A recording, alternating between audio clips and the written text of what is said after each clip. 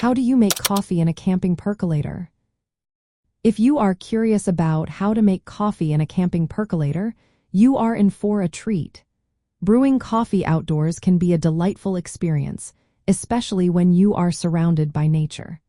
Let's break down the steps to ensure you enjoy a perfect cup of coffee while camping. First, gather your equipment and ingredients. You will need a camping percolator, which consists of a pot with a basket and a central tube. Make sure to bring clean, cold water and medium coarse ground coffee. A medium roast is a great choice for a balanced flavor. For every 8 ounces of water, use about 2 tablespoons of coffee grounds. You can adjust this amount based on your taste preferences. Next, fill the bottom chamber of the percolator with cold water. Pour in just enough to match the number of cups you want to brew.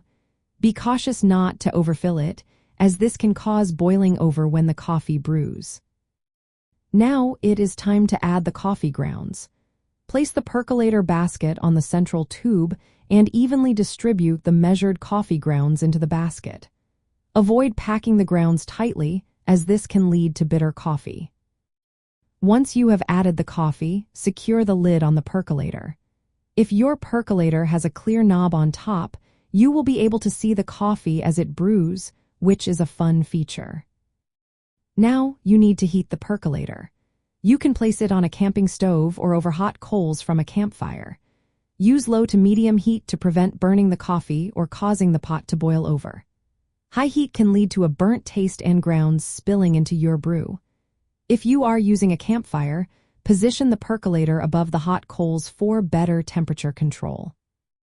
As the water heats, it will travel up the central tube and drip over the coffee grounds.